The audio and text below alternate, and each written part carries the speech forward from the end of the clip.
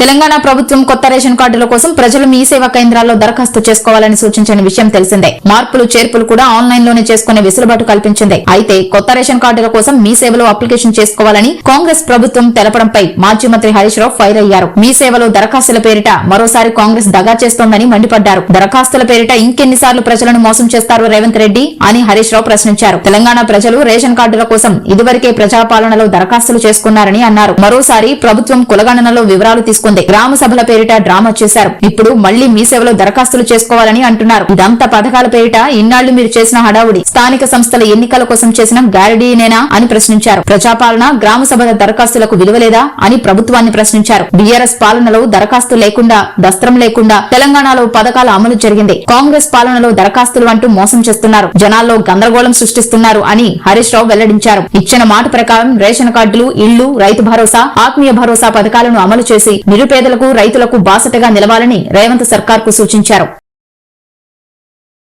4 ఏళ్లలో కాంగ్రెస్ పార్టీ మంచిగా పనిచేయాలన్నా కాంగ్రెస్ అవినీతి బంద్ కావాలని నిజంగా ఇలా అవినీతి పెట్టలేకపోతుంది. ఏ ఆఫీసులో పోయినా అసలు విచ్చలవిడిగా అవినీతి జరుగుతూ ఉంది.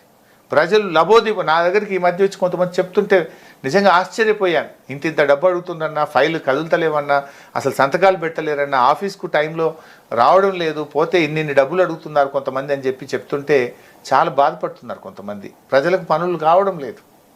సో అది ఏమనంటే ప్రభుత్వంలో ఇవ్వాలి, పైన ఇవ్వాలి అని అంటున్నారట. మరి అది ఎవరికి పోతున్నాయి, ఏం పోతున్నాయి, ఈ అవినీతి ఏంది? ఇలా ప్రజలు చాలా బాధలో ఉన్నటువంటి పరిస్థితి ఉన్నది. సో అందువల్ల ఈ అవినీతి తగ్గాలన్నా, సంక్షేమ ఫలాలు ప్రజలకు అందాలన్నా, కాంగ్రెస్ మేనిఫెస్టో యథావిధిగా అమలు కావాలన్నా, కేసీఆర్ ఇచ్చిన పథకాలు ఏవైతే రద్దు చేశారో అవన్నీ తిరిగి ప్రారంభం కావాలన్నా ఇది ఒక అస్త్రం, ప్రజలకు ఒక బ్రహ్మాస్త్రం.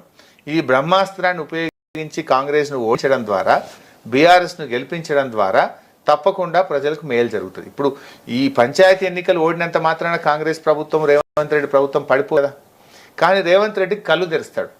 రేవంత్ రెడ్డి తన తప్పిదాలను తెలుసుకుంటాడు. ప్రజలు ఎంత కోపంగా ఉన్నారో విషయం ఆయనకు అర్థమైతే ఆయన తప్పిదాలు తెలుసుకొని కరెక్షన్కు చేసుకోవడానికి ఒక అవకాశం ఉంటుంది. లేదు అయినా కాంగ్రెస్కి ఎవరైనా ఓటేస్తే ఏమంటాడు, నేను చేసిన ఆయన కరెక్టు, నేను తప్పు చేయలేదు, బరాబర్ ఇంకింది ఎక్కువ చేస్తా అంటాడు.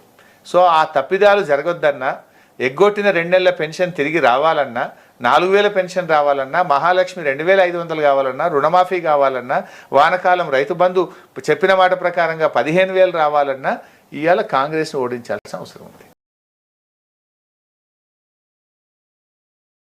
తెలంగాణలో ఎమ్మెల్సీ ఎన్నికల హీట్ పెరుగుతోంది. 2 టీచర్, 1 గ్రాడ్యుయేట్ ఎమ్మెల్సీ